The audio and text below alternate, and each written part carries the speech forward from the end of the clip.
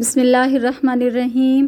अस्सलामुअलैकुम। Welcome to my channel. इस दुआ के साथ कि अल्लाह ताला आप सबको अपनी हिफ्ज़ व मान में रखे और आप लोग जहाँ कहीं भी रहें खुश और आबाद रहें, आमीन।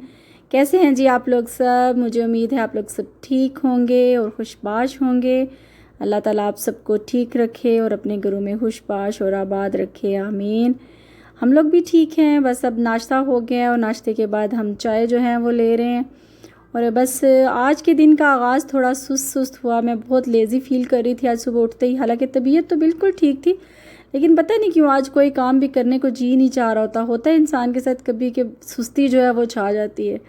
मैं भी कुछ आज ऐसे ही फ़ील कर रही थी, कोई काम करने को जी नहीं चाह रहा था, लेकिन बहुत सारे काम थे आज के स्केड्यूल में कि वो मुझे करने थे। अगर वो मैं ना करती तो वो पेंडिंग हो जाना था और कल के लिए बहुत ज़्यादा काम इकट्ठा हो जाना था। तो बेहतर होता है कि खुद ही जो करना है तो बंदा फिर वक्त पे ही कर ले, इकट्ठा ना ज़्यादा काम करे। तो सबसे पहले फिर मुझे आज बेडशीट्स चेंज करनी थी, तो फिर मैंने सोचा कि बच्चों की कल करूँगी, आज अपने रूम की जो है वो चेंज कर लेती हूँ बेडशीट। तो ये मैं बेडशीट अपनी चेंज करी थी और ये मेरे पास जो पुरानी ज़रा मेरी बेडशीट हो जाती है तो वो मैं अपने मैट्रेस को नाप के तो इसकी कोने में सिलाइयाँ लगा के तो ये मैं खुद ही फिटेड शीट जो है वो घर में बना लेती हूँ। इस तरह एक तो नीचे मैट्रेस भी बचा रहता है, दूसरा जब हम ऊपर इसके बेडशीट बिछाते हैं तो वो इकट्ठी नहीं होती। तो मैंने इसी तरह करती हूँ कि जो मेरी पुरानी बेडशीट्स होती हैं मैं उसकी मैट्रेस की फिटेड शीट्स बना लेती हूँ उनकी। पहले तो मैं ज़्यादातर बेडशीट्स जो थी वो लॉन्ड्री से ही धुलवाती थी, लेकिन जब से कोरोना आया तो मैंने लॉन्ड्री नहीं भेजी। फिर ज़्यादातर मैं खुद ही अब जैसे ही जिस दिन मैं चेंज करती हूँ उसी दिन मैं उसको फ़ौरन ही वॉश जो है वो कर लेती हूँ। और आज भी मैं इसी तरह करूँगी कि उसको वॉश भी कर लूँगी। और थोड़ा आजकल वेदर भी यहाँ जो है वो बहुत डस्टी डस्टी हुआ है। पिछले 2-3 दिन तो काफ़ी डस्ट जो थी वो हो रही थी। और दूसरा साथ में घर की साथ साथ चीज़ें भी जो देख रही हूँ, घर में जो काफ़ी गैर ज़रूरी चीज़ें जो हैं वो इकट्ठी हो जाती हैं। तो मैं देख रही थी कि जो गैर ज़रूरी चीज़ें हैं उनको घर में से अब निकाला जाए, क्योंकि यहाँ आपको पता है घर छोटे छोटे होते हैं, स्पेस थोड़ी होती है और चीज़ें जो हैं वो इकट्ठी होती जाती हैं।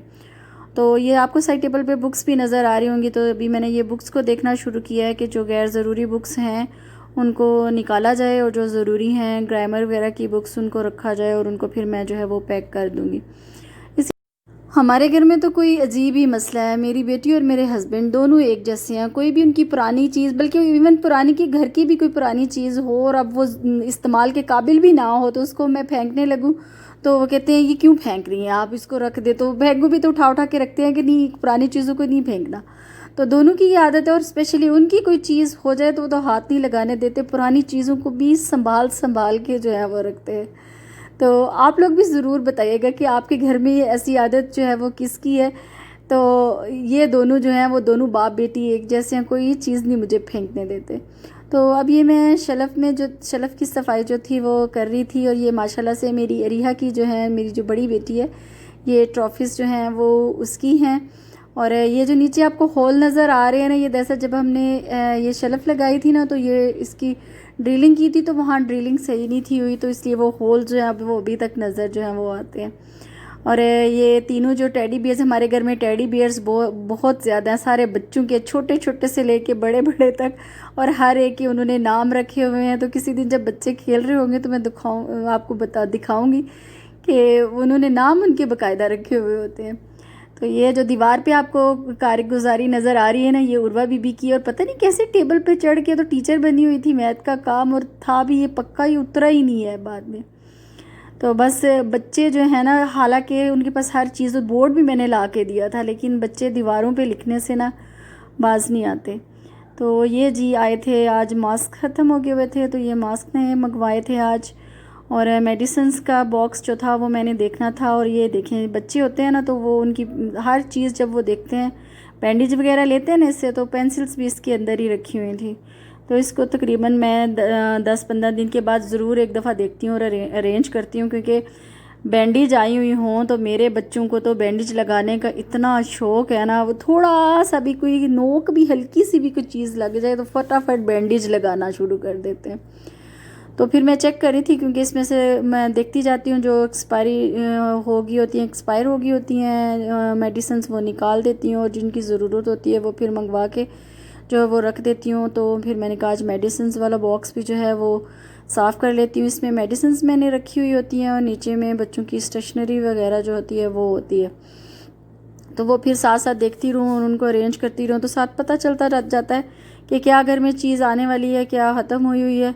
तो उसमें से जो थी एक्सपायर हो गई हुई थी या ख़त्म हो गई हुई थी, सिर्फ उनके बॉक्सेस पड़े हुए थे, तो वो निकाले हैं मैंने सारे।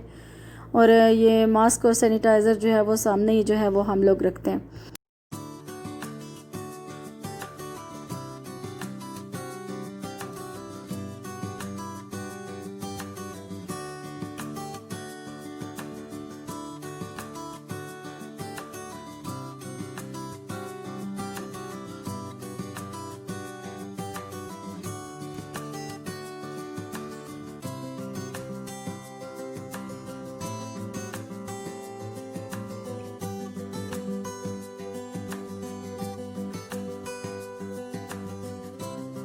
डस्टिंग वगैरह से फ़ारिग होने के बाद साथ ही मैंने फिर इसमें वॉशिंग मशीन में बेडशीट्स धुलने के लिए डाल दी। और मेरा अदरक लहसुन भी ख़त्म हुआ था, तो वॉशिंग मशीन में बेडशीट्स डालने के बाद मैंने लहसुन जो है वो छीना और अदरक लहसुन का पेस्ट बना के रखा। और अदरक लहसुन का पेस्ट बनाने के बाद फिर जो है वो मैंने उन्हें फ्रीज़ कर दिया। ये मेरी कसूरी मेथी भी आई हुई रखी थी, इसको भी अभी मैंने बॉक्स में डालना था।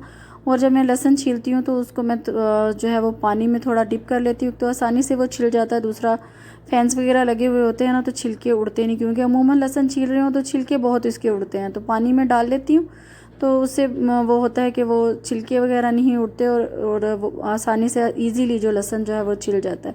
ये भी एक बहुत बड़ा काम होता है, जो जिस दिन मुझे करना होता है ना, तो फिर सहूलत हो जाती है बाकी दिनों के लिए कि आसानी से फिर अदरक लहसुन बना हुआ हो तो खाना फिर फटाफट बन जाता है। खाना बनने में बिल्कुल फिर देर नहीं लगती।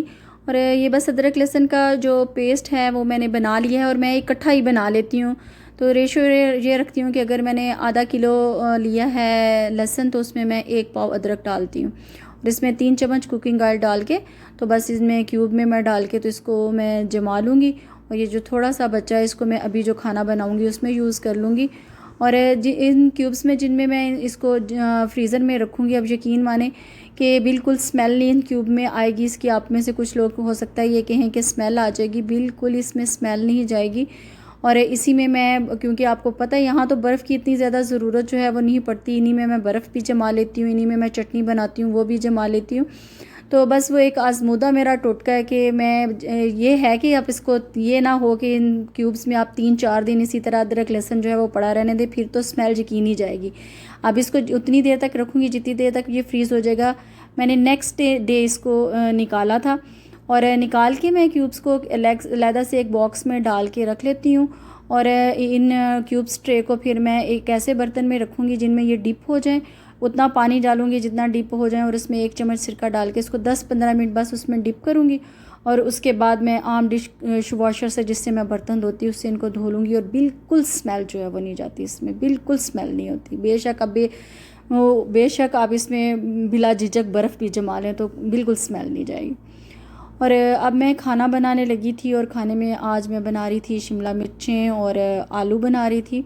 और उसमें भी मैंने सबसे पहले जो था वो प्याज काट के, मसाला भून के और आलू काट के मैंने हल्की आंच पे रख दिया था। जितनी देर तक मैं शिमला मिर्चें भून रही थी, काट रही थी, तो वो आलू जो थे वो थोड़े हाफ़ डन हो गए थे, क्योंकि हल्की आंच पे मैंने रखा हुआ था। साथ साथ मैं सब्ज़ी बना रही थी और ज़्यादातर मैं खाना भी इसी तरह ही बनाती हूँ, मैं साथ साथ जो है वो हल्की आंच पे रख लेती हूँ और साथ साथ सब्ज़ी जो है वो काट लेती हूँ और फटाफट खाना जो है वो बन जाता है। बस हाफ़ डन आलू हो गए हुए थे और अब मैंने इसमें शिमला मिर्चें डाल दी और 5-10 मिनट के बाद बस इस तरह चलाने के बाद फिर मैं इसको बिल्कुल हल्की आंच पे जो है वो रख दूँगी।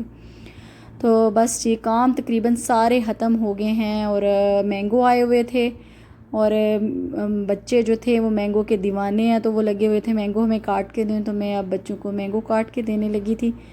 और मैंगो बहुत मीठे निकले थे, सिर्फ एक मैंगो जो था वो खट्टा था और वो जितने दूसरे मीठे थे वो उतना ही ज़्यादा खट्टा था, बहुत ज़्यादा खट्टा था। हालांकि शक्ल तीनों की तकरीबन एक जैसी थी, लेकिन पता नहीं क्यों वो इतना खट्टा जो है वो मैंगो निकल आया। काम करते करते सारा दिन जो है वो गुजर गया और सुबह जितनी उठते हुए सुस्ती थी और काहली हुई थी, तो जब काम स्टार्ट किया तो वो सारी जो है वो काहली जो है वो चुस्ती से डर के भाग गई और काफ़ी चुस्त अब मैं हो गई हुई थी। और वाकई जब इंसान सुस्त हो तो उठ के काम करना शुरू कर दे तो वो सुस्ती भी जो है वो भाग जाती है। तो बच्चे अब इंजॉय कर रहे हैं मैंगो। और आज मैंने थोड़ा वीडियो हट के बनाई। मैंने कहा कोई रेसिपी बताने की बजाय आज मैं डेली रूटीन आपसे शेयर करती हूँ और मुझे उम्मीद है आप लोगों को ज़रूर ये वीडियो पसंद आएगी। अगर आपको वीडियो पसंद आए तो ज़रूर लाइक कीजिएगा और कमेंट सेक्शन में कमेंट भी ज़रूर कीजिएगा। और जिन लोगों ने मेरा चैनल अभी तक सब्सक्राइब नहीं किया वो प्लीज़ मेरा चैनल सब्सक्राइब कर दें। और इसके साथ ही मैं आप लोगों से लूँगी इजाज़त। इंशाल्लाह मुलाकात होगी नेक्स्ट वीडियो में। और आखिर में वही एक ही message, thanks for watching my video and keep watching my channel. अपना बहुत ख्याल रखिएगा। अल्लाह हाफिज़।